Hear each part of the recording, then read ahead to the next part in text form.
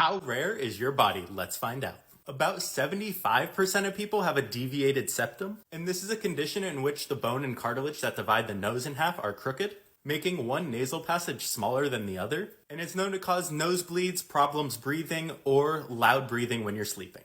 Less than 1% of people have an extra finger crease, and it's also called camptodactyly, and it's just when you have an extra little ridge on your fingers, and it is most common on your pinky. Less than 1% of people have an eyeball scar. This is also called a macular pucker, and it's just scar tissue that forms in your eye. And it's known to cause blurred or distorted vision. And it's caused when the vitreous, which is the gel-like part of your eye, starts to pull away from the retina. Less than 1% of people can hear colors or see sounds. For example, this could happen as soon as someone hears a sound, they automatically see the color red, or as soon as they read a word, a certain color pops into their mind. About 33% of people experience motion sickness, and this 33% are highly susceptible to motion sickness, while the rest just experience it in extreme conditions. And it's caused when your brain starts to get signals from your body that it's moving, but they're mismatched and don't match up. You were today years old when you found this out. When you see an alligator's head popping out of the water, they're not floating, they're actually standing up. If you're ever in an elevator and someone pushes all the buttons, just press each button twice to avoid going to those floors. I was today years old when I realized Toad from Mario isn't actually a mushroom, it's just a hat. The flap on your fries box actually has a purpose. You can put your sauce there to dip your fries in. Did you know there's actually a use for the back of the toothbrush? It's supposed to be used to clean your tongue. Okay, there are giant clouds in space filled with alcohol. And I was today years old when I realized that Subway Surfers was a game a dad created in memory of his son that died while skating in the train tracks. Morbid Facts, Part 6. This photo from 1954 shows two little Australian boys playing in a sandbox full of asbestos. This was during a time when very little was known about the effects of asbestos on humans, as both boys eventually died from mesothelioma before the age of 40. Archaeologists working at the ancient Roman city of Pompeii, Italy, uncovered the remains of a 30-year-old man who appeared to have survived the initial eruption of Mount Vesuvius in 79 AD, only to be killed when he was struck by a large slab of stone. The lowest form of accommodation in Victorian England was a place where you could dangle over a rope overnight for the price of a penny. For centuries, the feet of Chinese women were tightly bound from a young age as part of a traditional custom, causing the breaking and bending of the toe and foot bones. This resulted in extremely disfigured feet that resembled the hooves of animals. In 1963, two criminal scammers in Mexico convinced an entire village that they were prophets and demanded tribute and worship. They soon paid prostitute Magdalena Solis to imitate an Incan goddess as part of the scam. Suffering from religious delusion, she started to genuinely believe that she was a goddess. Magdalena soon took over the village and started sacrificing her followers and drinking their blood. So it turns out the Annabelle doll was not missing, was never going to Chicago, and is supposedly back home where she belongs in the Warrens Museum. Annabelle is not missing.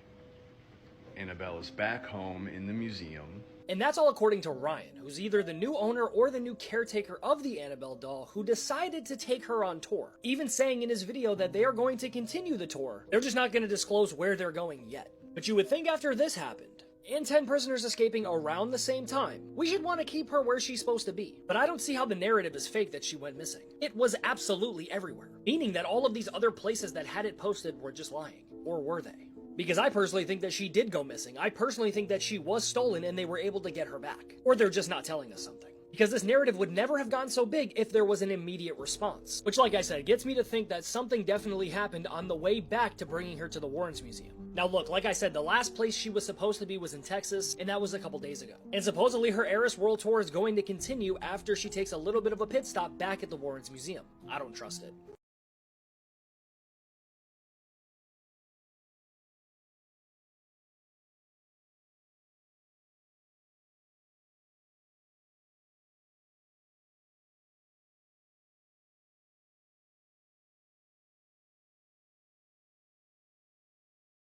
Imagine being held captive for more than 20 years, then while you sit there and realize that no one is coming to save you, you set the house on fire and you're finally free. That's exactly what happened to now a 32-year-old man who was held captive in his room since the age 11. When he was found by police, he was extremely malnourished, weighing only 68 pounds, which is insane for a 32-year-old. It was said that at one point he attended school like a normal kid, but then he was pulled out and he was homeschooled, but eventually he just never left the house again. So on February 17th at approximately 8:42 p.m., 56-year-old Kimberly Sullivan called police and said that her house was on fire. When police arrived, they found a 32-year-old man in horrible living conditions, and he told police that he intentionally set his bedroom on fire because he's been held captive since he was 11 and wanted to be free. He then said that his father, who died a year ago, let him out of the room for longer periods of time, but after his death, it was just him and his stepmother, Kimberly Sullivan. He told police that DSF visited the home when he was a child after people were concerned over his weight and that he was stealing food and eating things out of the garbage. But at the time when DSF spoke to him, he said that he was forced to say that everything was fine because his stepmom and father threatened to not feed him. Kimberly was arrested, but she pleaded not guilty, and her defense as of right now is that she has nothing to do with this and it was all her husband who passed away. Now, the worst part, which really pissed me off, is that this woman was released on bail. She's wearing an ankle monitor, but she's out. She's walking free after this man endured so much abuse for the last 20 years. I have an update on the model in Dubai that was found on the side of the road with her spine and limbs broken near a construction site. Ukrainian authorities have now launched a sex trafficking probe into Dubai, trying to figure out if she was sex trafficked. That's what they believe happened to her so far. She was there for modeling. She's an OF model, so they believe that the two men kind of coerced her to come there so they could traffic her. Dubai police are saying her injuries are a result of a fall from the construction site. Maybe the men took her up there and then pushed her off. Maybe it's not true. Maybe it's a cover-up. Last time I talked about her a week or two ago, she underwent 3 operations to save her life. She just went under a 4th one, and she's now in stable condition instead of critical condition. A lot of people thought she was at a porta potty event. For those that don't know what that is, buckle up when I tell you this. A porta potty event is when IG influencers get invited to Dubai to undergo basically like humiliation. Wealthy men basically will buy out somebody to humiliate them. They'll do whatever. It's really disgusting. That made headlines about a year ago. That's not confirmed if she was at that kind of event or not, but it is speculated. No suspects have been identified right now, but I will keep you guys updated as the probe and investigation continues. What are your opinions on this story? This is the world's most immoral bird. It's the cuckoo bird, and you're gonna hate them after what I'm gonna tell you. Cuckoo birds abandon their eggs in the nests of other birds in hopes that they will fool them into raising the cuckoo bird as one of their own, and they never come back. And cuckoo birds know it can be suspicious if there's just an extra egg sitting in the nest when the mother bird comes back, so that's why they'll normally grab one and throw it out of the nest so there's the same amount. And you're probably thinking, well, won't it be obvious the egg will just be different looking, a different color, different size? Nope. Cuckoos have the ability to mimic the color and pattern of their host's eggs like these. So when the mother, the host, comes back to the nest, they don't suspect anything. And it gets crazier. The cuckoo egg hatches before the other eggs because of science reasons I'm not going to get into. And this is important because when the baby's born, when the mother goes out of the nest, the baby bird just being born will put the other eggs on its back and push them out of the nest so it is the only one left. And the goal is to claim all of the food and attention for itself, and when the mother comes back to the nest, it will continue to raise it and feed it as one of its own, even though it's a little bit bigger than the mother. This is one of the saddest stories I've ever heard. This is Maryanne Beaven. The world labeled her as the ugliest woman in the world, but no one ever stopped to ask who she really was. She was just a mother, fighting to survive. Mary was once a nurse in England. She was a beautiful woman, but everything changed after her husband, Thomas Beaven, died in 1914. Soon after, she began to show signs of a rare condition called acromegaly, a disorder that caused her face and body to grow and distort painfully. People were staring at her all the time. Even the doctors weren't able to help. She had no money, she had no help, and she had to feed 4 of her children.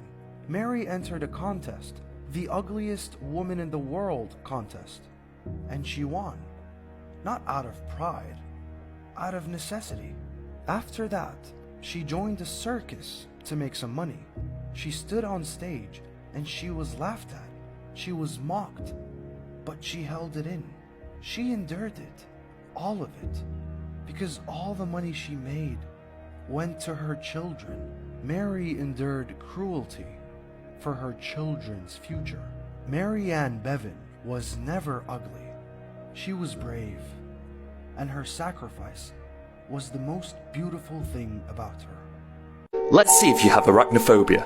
I'm going to show you 5 photos. Try your best to make it through all 5. Let's start the test. First one. Here's another. Feeling uneasy? Keep going.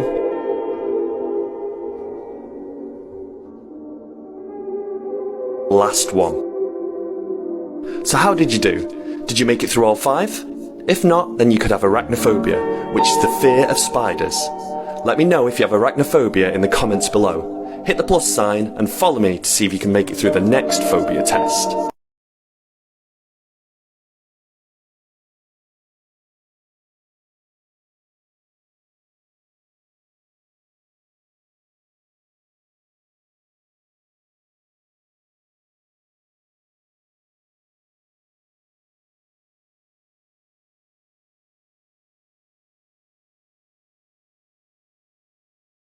Fascinating facts that you didn't know. The Earl of Oxford once farted in front of Queen Elizabeth I, and he was so ashamed that he left the country for 7 years. The 1976 Olympic Games left Montreal with a $1.6 billion debt that was not satisfied until 2006. The final line of Willy Wonka was originally written as Grandpa Joe yelling, "Yippee!" The director hated it so much, though, that he phoned up the screenwriter who was vacationing at a remote cabin in the woods and forced him to come up with a better line right on the spot as they were filming the ending. In 1989, 20 tons of drugs and $10 million in cash were seized from a warehouse in LA. It was unguarded with the door secured by a single $6 padlock. That's $4.7 billion today. Your zodiac sign is probably wrong. They were created over 3,000 years ago. The Earth's tilt has changed since then, and so the constellations appear in completely different positions in the sky.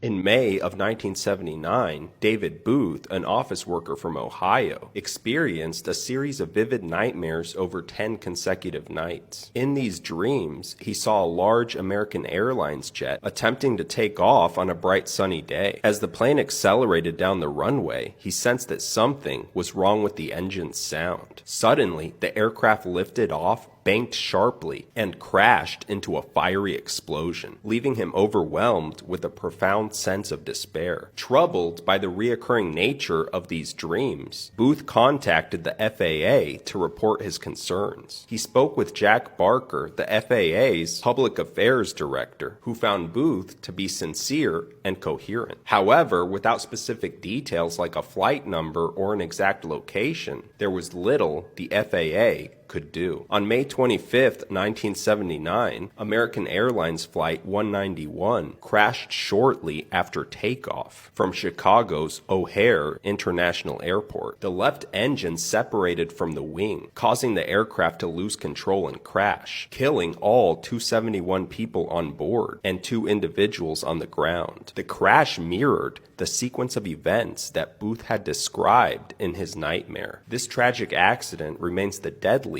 aviation accident in U.S. history. Booth's experience has since been cited in discussions about precognitive phenomenon and the mysteries of the human consciousness. Myths you were taught that you probably still believe. Number 1, that cracking your knuckles will cause arthritis. While cracking your knuckles might sound and look damaging, it does not cause arthritis. That loud pop that you hear when you crack your knuckles is caused by bubbles bursting in your synovial fluid, and the bubbles pop when you pull the bones apart. Blood in your veins is blue. If you look down at your arm, you can probably see your veins and see they look blue. However, your blood is not actually blue in your veins. Blood is either red or dark red, but never blue. Your veins look blue because of your skin. Blue light does not penetrate human tissue as deeply as red light does, and as a result, veins that are close to the surface of the skin will be more likely to reflect blue light back to your eyes. You can hear the sound of the ocean in shells. This is a myth. The sound you hear when you put a shell against your ear has nothing to do with it being from the ocean. It's actually part of the background noise around you. just turned up a little bit by the shell. So if you're next to the ocean, the shell picks up the sound of the ocean. The alpha wolf. There's actually no such thing as an alpha wolf. This idea was brought about in a paper from the 1970s, but the author later said in a paper that he rejected the idea of an alpha wolf. While it's true that multiple wolves who share a small space in captivity will develop alpha and beta-like hierarchies,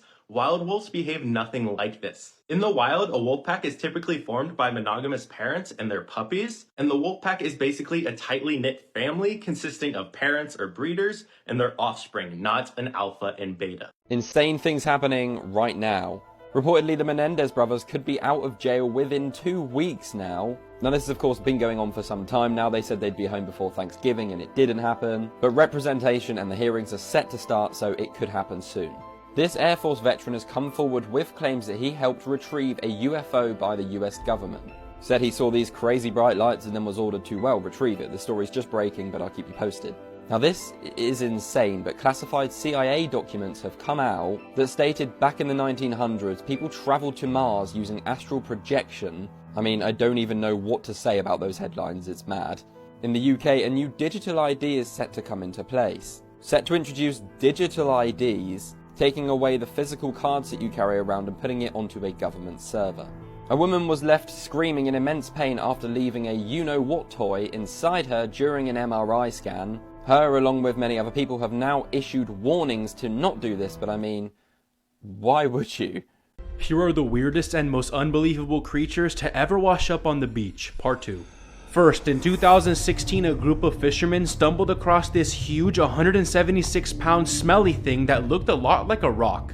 At first, they didn't think much of it, but shockingly, it was actually whale vomit, which is used to formulate luxury fragrances.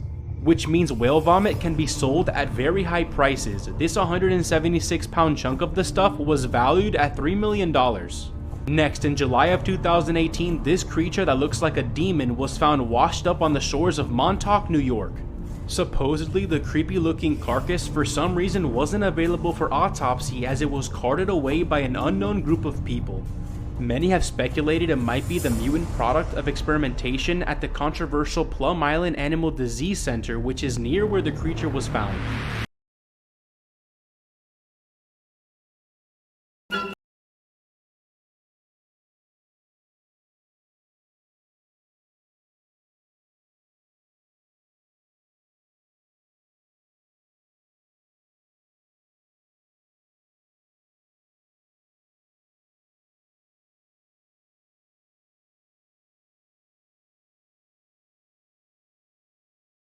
He lives with his dog, who is really just a man in a dog suit. Let's talk about the movie Good Boy. The film starts off with a guy named Christian and his dog. Obviously, this is not a real dog, and it's just a guy who dresses up as one. Christian is on a dating app hoping to meet someone, and that's when he comes across a girl named Sigrid. Once they're on their date, it seems like they're hitting it off pretty well. Sigrid is in school to become a psychologist, and Christian is just rich. They end up going back to Christian's home, which was inherited by his parents. They end up being intimate with each other, and Christian's dog is just watching. The next morning, Sigrid wakes up after spending the night and sees the dog just staring at them. She ends up freaking out and just leaving. She ends up telling her friend about this awful experience, and her friend convinces her to give him another chance since he's rich. When she goes back to see Christian, she is formally introduced to his dog, Frank. He tells her that she must treat him as a dog at all times or something bad can happen. Frank is going all crazy, like jumping on Sigrid, and Christian is feeling embarrassed. Christian was his only friend growing up, and he wanted to be there for him for whatever he wanted to do. The three end up going on a cabin trip, and Sigrid is told to give up her phone because she's on it too much. Once Christian leaves the room, Frank tells Sigrid that they need to leave because Christian is actually crazy. Sigrid and Frank end up going on a walk alone, and they are trying to come up with a plan to leave. The only thing that Sigrid can do is attack Christian while he's asleep, or they will be stuck. Christian gives Sigrid a drink which is spiked, and it causes her to pass out.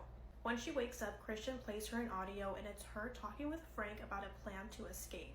Frank then bites Christian, and Sigrid attempts to take the keys. She is unable to escape, so she goes back to Frank and Christian and hits Christian with a stick.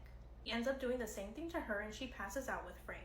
Some time goes on, and Frank is in a cage, and Christian is giving him food. Cut to Sigrid, and she is in a completely different room. She's dressed as a dog and acting like a dog. As Christian is preparing food, he places it on the floor, and a child dressed in a fuzzy onesie crawls to it. The end.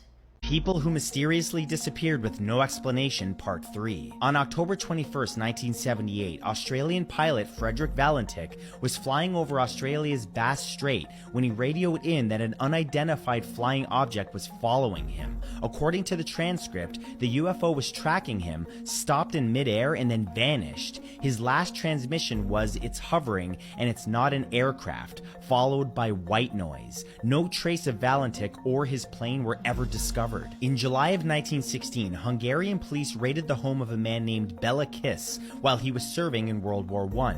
To their horror, the team found the bodies of 24 women, all with puncture wounds on their necks and their blood drained, which led many to believe that Kiss was a vampire. On October 4th, investigators tracked the killer to a Serbian hospital, only to find on their arrival that he'd vanished and a dead soldier in the bed where he'd recently been in.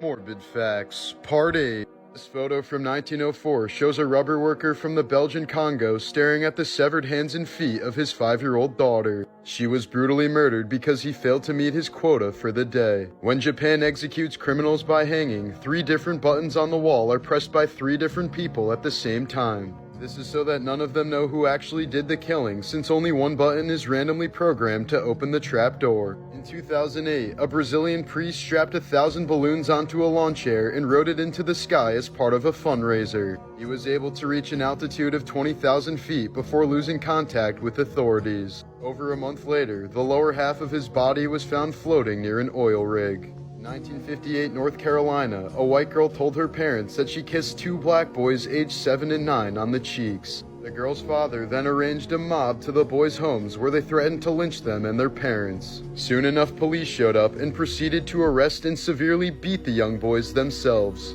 Charged with rape, they were confined for 6 days without being able to contact their parents. The boys spent 4 months in prison before finally being pardoned by the governor. It's infamously known as the kissing case of 1958.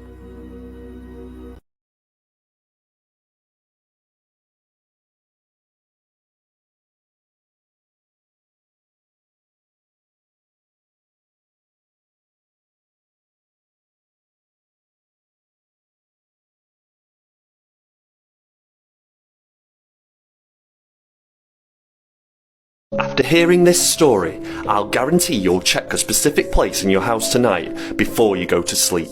A Japanese man lived alone in the sleepy town of Kasuya, started noticing that small amounts of food from around his house were going missing. He was convinced that it was a burglar.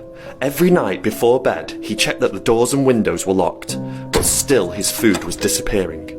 Now confused and frustrated, he installed security cameras to catch the burglar in the act and find out how they were getting into his home. What he saw when he checked the footage the next day is shocking. The cameras showed a 58-year-old woman he didn't know opening his fridge door and stealing food. He immediately checked all the doors and windows, all still locked. Then he realised she wasn't breaking in, she was already in the house. In a panic, he phoned the police. They searched his house from top to bottom. An officer slid open a wardrobe to find a homeless woman living on the top shelf of his closet, and from the look of it, she'd been there for several months. What do you imagine the fairy tale character Rapunzel would look like? This actress received racist backlash online after rumors spread she'd be playing the princess. Some argue that the part should be played by a European actress because it's a European story. The story rose to popularity after being published in 1812 by German folklorists, but was believed to have been based on earlier stories from France and Italy. Some researchers believe that the story may have been derived from pre-Christian European beliefs, as the maiden in tower archetype seems to have been present across a range of cultures. Examples include the Greek myth of Danae, who was imprisoned in a bronze tower, or the Baltic goddess Sholay, who was also held in a tower by a king. Seeing that the maiden in a tower archetype has existed in multiple Indo-European speaking cultures, we should also acknowledge that the Indo-European speaking world extends past the borders of Europe and well into Asia. This is important because it seems that the earliest documented tale of a maiden in a tower that also features her letting down her hair to her savior comes from Persia. In the famous Persian epic known as Shahnameh, a princess by the name of Rudabah is trapped in a tower and lets down her hair to assist her savior in climbing up. Of course, I'm not implying that Rapunzel is a rip-off of Rudaba, but rather that all these tales may have a common place of origin, perhaps tracing back to the Proto-Indo-Europeans. Her mom sold her to be used for a ritual. 6-year-old Joshyn Smith was from South Africa and was always known to have a beautiful smile on her face. On February 19th of 2024, Joshyn was not feeling well, and instead of her mom Kelly staying home to take care of her, she left her alone with her boyfriend Joshyn. By the time Kelly arrived home, Joshyn was missing. Now Kelly didn't seem worried at all. She continued with her day as normal and even went on a trip a couple days later. Neighbors in the area were worried and searching for Joshyn, while Kelly, on the other hand, was completely chill and didn't have a care in the world. People in the local community started talking and found out that Kelly sold Joshyn. She had sold her to a traditional healer in South Africa known as a Sangoma, and they wanted her for her eyes and skin. Joshyn's body parts would be used in rituals in return for money. A local pastor had testified that he had once heard Kelly talking about selling Joshyn for $1,100, but would go down to $275 if she needed to. Kelly, her boyfriend Joshyn, and a friend named Savino were all arrested in connection to Joshyn's disappearance. In May of 2025, the three were all found guilty, and even though there was no evidence, the testimonies is what did it, and the three were sentenced to life in prison. When they got their sentence, Kelly was shedding some tears, and their friend Stavino was smiling and had no remorse whatsoever. To this day, Joshyn's body has not been recovered.